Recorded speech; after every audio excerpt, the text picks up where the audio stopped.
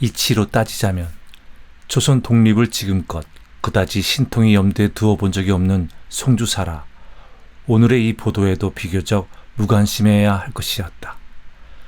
그런 송주사였만 지금 행길에서 그의 고막을 두드리는 조선 독립 만세 이 한마디에 획 온몸에 피가 얼며 그 자리에 목 박힌 듯이 서버렸다. 망두서같이 한참을 서 있다가 송주사도 군중들 틈에 빨리어 들어갔다. 만세! 조선 독립 만세! 군중들의 소리에 화하여 송주사도 미친 듯이 부르짖으며 동서남북으로 헤매었다. 절실히 말하자면 송주사는 자기가 무엇을 하는지 무슨 목표로 무슨 뜻으로 하는지 추호도 이해는커녕 인식도 못하였다. 지고한 하늘의 분부에 의지하여 무인식적으로 행한 노릇이 손을 높이 두르며 조선 독립만세를 부르짖은 그 행동이었다. 그것은 민족의 의사였다. 그리고 또한 하늘의 의사였다. 송주사 자신으로는 행하려 한 일도 없었고 행하여야겠다고 생각한 일도 없었고 누구의 시킴으로 한 일도 아니요 스스로는 전혀 알지도 못하고 의식도 못하는 가운데서 저절로 행하여진 일이었다. 그리고 평일에 어느 누가 송주사에게 대하여 그런 일을 해보라고 권고하는 이가 있었다면 송주사는 그 사람을 광인으로 단정키를 결코 주저하지 않았을 것이다. 저녁 때 솜과 같이 피곤하고 하루 종일의 난무로 꼴이 미치광이 되어 허덕허덕 내 집으로 돌아왔다. 뜰에 들어서매 주인집 어린 아들이 뜰에서 놀고 있다. 한 지붕 아래 한 울 안에 살면서도 딴 나라 사람같이 서로 아는 채 안 하던 사이였지만 이날따라 송주사의 마음에는 동포라 하는 새 관념이 생겨 남 같지 않아서 애교의 미소를 띠면서 소년에게 가까이 갔다. 이 좋은 날 너는 만세도 안 부르고 집에 백혀 있었니? 왜 안 불러요? 지금 막 돌아오는 길인데요. 그래? 독립돼서 참 반갑다. 너 올해 몇 살이더라? 8살이에요. 소년의 이 대답에 송주사는 오연히 허리를 적혔다. 8살이면 너는 외종이로구나. 그러려니 애처로워하라. 이 기쁜 날을 너는 기뻐할 자격이 없어. 10살 이하의 아이들은 나면서부터 외종이야. 우리같이 광문연대나 융인연대에 태어난 사람이고서야 오늘이 기쁜 날이지. 너는 빠지거라. 그는 광문연대에 난 사람이노라는 우월감이 무럭무럭 일어 소년에게 한마디의 경계를 남기고 막 자기 방으로 향하려 할 때에 소년의 아버지가 싱글싱글하면서 송주사에게로 향하였다. 송주사 나리, 선견지명이 참 귀하신 같단 말씀이요. 장망지국의 벼슬을 버리시자 새 나라이 생겨납니다 그려? 그런데 왜 제 자식들어 외종이라 하시는 것 같은데 거기에 대해서 나리께 항의합니다. 부모가 아울러 한국 시민이어든 자식이 어째 외종입니까? 남의 귀중한 자식에게 외종이란 대체. 여기서 누구든지 한쪽이 웃어버리면 문제는 끝날 아주 단순한 일이다. 그러나 송주사의 고집이란 천하무류인데다가 집주인은 귀한 아들을 외종이란 악구를 받았는지라 좀채 양보의 조짐이 안 보였다. 한국이 없어진 뒤에 났으니 외종 아니고 뭐요? 부모가 다 한종인데도. 부모 아니야 할아비가 한종이라도 한국 없을 때 어떻게 한종이 있겠소? 호랑이 새끼가 곰의 굴에서 났다고 곰이 됩니까? 곰의 새끼지. 논란은 차차 억설로 뻗어갔다. 욕설로까지 전개되어 갔다. 어디서 찌개 같은 물건 하나 싸가지고 꼴에 제법 조자룡이나 낳은 듯이. 부모네 승강이면 승강이지 남의 집 기둥은 왜 걸어 들어가는 게야? 차차 악화되는 논란. 저 따위가 백성이랍 수 있으니까 데려던 독립도 틀려나가겠다. 뭘? 독립의 군소리를 끼어? 딱 쳐라! 완력! 폭력으로까지 발전되었다. 이리하여 그 저녁으로 송주사는 그 집을 떠나서 다른 데 이사하였다. 송주사가 애국주의로 변한 것이 이때부터였다. 기민년 3월 초하룻날 온 조선에 걸쳐 폭발된 만세 사건은 표면으로는 십수만 명의 감옥 죄수와 중국 상해의 한국 임시정부로 남긴 뒤에 사라졌다. 감옥의 죄수들은 만기가 되면 추록할 것이다. 상해의 한국 임시정부는 국제적으로 승인을 못 받고 국내적으로는 조선 내자와도 연락이 미미하여 존재가 아주 미약하였고 경제적으로도 유지가 곤란한 가운데서도 몇몇 지도자의 오직 열성만으로 버티어가는 가운데 차차 사람의 기억의 표면에서 옅어갔다. 면석이의 자리를 내어던진 송주사는 구복 문제를 해결하기 위하여 교사 노릇을 시작하였다. 주변성이 없는 송주사, 송 선생이라 어느 튼튼한 학교의 교원으로 자리 잡을 기회는 얻지 못하고 이곳저곳 사립학원이나 개인 교수 등으로 근근히 기하나 면하며 이리저리 유랑하였다. 애국주의자로 전향한 송 선생, 그 전향이라는 것이 임시적 방편이라든가 빵 문제 때문에 한 노릇이 아니고 그의 마음 깊이 잠재해 있던 동포관념의 폭발 때문에 그러한 전향이라 변할 길이 없었다.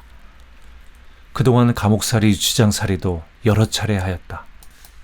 그러나 다시 밝은 세상에 나와서 아이들과 대하여 교편을 잡을 때에는 여전히 총독부 당국에서 언급한 바에 반만년 조선 역사의 거룩한 자태를 가르쳐주고 이 거룩한 국가의 일원이라는 자랑을 아이들의 마음에 배양하였다. 30고개, 40고개, 인생에 가장 가치 있어야 할 고개들을 손선생은 이촌에서 저 마을로, 저 마을에서 또 다른 부락으로 지식의 주머니를 줄줄 흘리면서 그 흘린 지식을 남이 주어가기를 열망하면서 표랑하였다.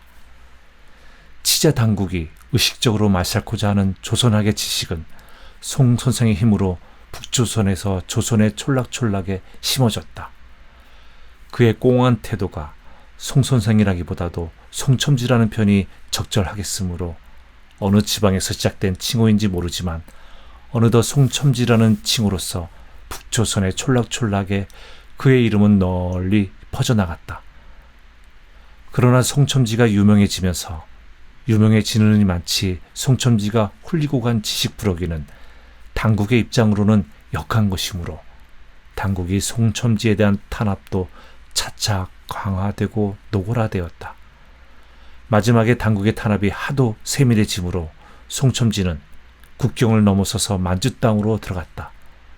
송첨지의 나이 그때 38. 동양의 천지에는 소위 진화사변이라는 전쟁이 한창인 때였다. 그리고 중국은 서울을 중경으로 옮겨놓은 때였다. 한국 임시정부, 중국 국민정부의 비호 아래 보호되어 있던 한국 임시정부도 중국 국민정부와 함께 중경에 가 있었다.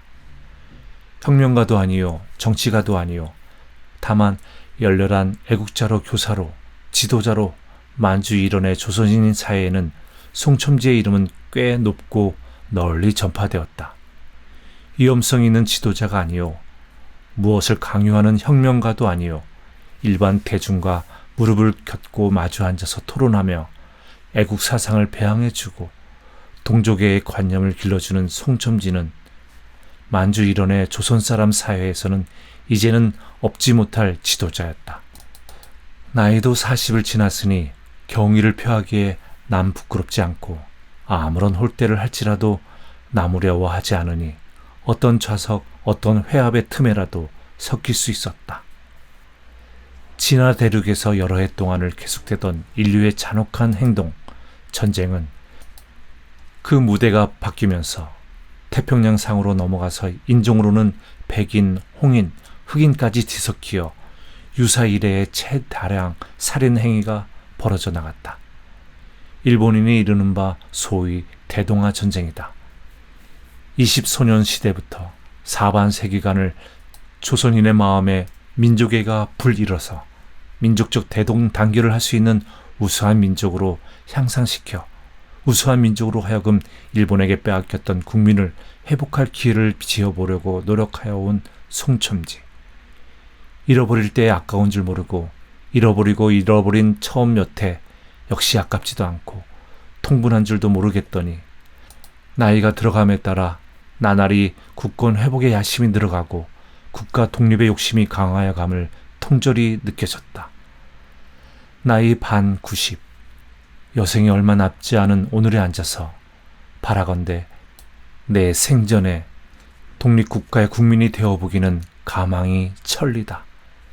지금 한창 강성한 일본의 실력으로 보아 무력적으로 일본이 거꾸로질 날을 기다린다는 것은 상상도 할 수 없다. 하늘에서 무슨 기적이 내리기 전에는 내 생전 조선 독립은 다시 볼 수 없는 일이다.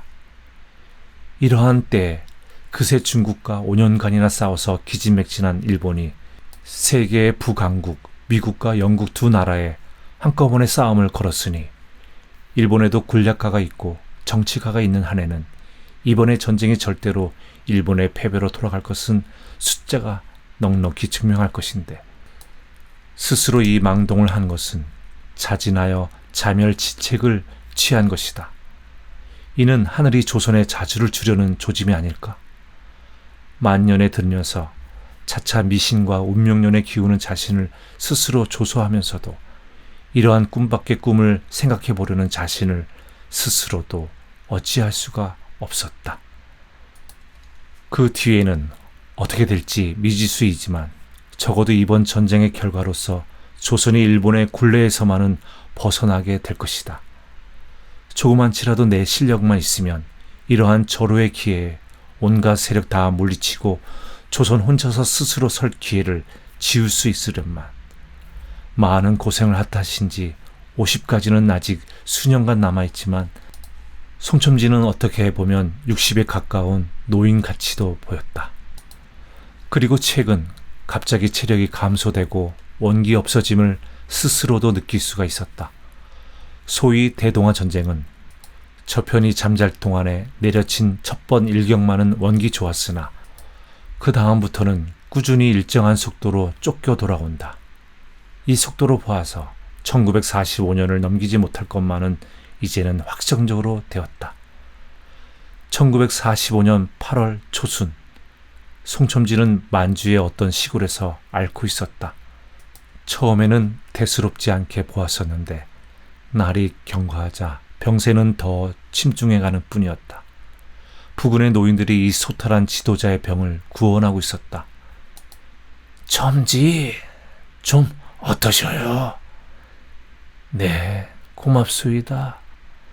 나는 이제 다시 일어나지 못할 몸이지만 전쟁도 내 보기에는 이제 한 달을 더 계속될 터인데 조선 독립의 보도나 행여 듣고 죽었으면 여한이 없겠는데. 그렇게 독립이 되리까? 됩니다. 꼭 됩니다. 내일 정오에 무슨 미중유의 중대방송이 있다는데요. 네? 미중유의 중대방송? 송첨지는 자리에서 벌떡 일어났다. 내일 정오에 그 라디오 좀 들어다 주세요. 꼭 좀. 이튿날 정오, 송첨지의 부탁으로 라디오를 지키던 노인은 일본 유인 황제의 미중유의 중대방송의 첫 구절만 듣고 이 미중유의 기꺼운 소식을 속히 지도자 송첨지에게 알리고자 달려들어왔다. 그때는 송첨지도 마음의 귀로서 그 방송을 알아듣고 기쁨과 감격을 금치 못하여 소리쳐 통독하다가 거기에 엎드러진 채 세상을 떠난 3, 4초 뒤였다.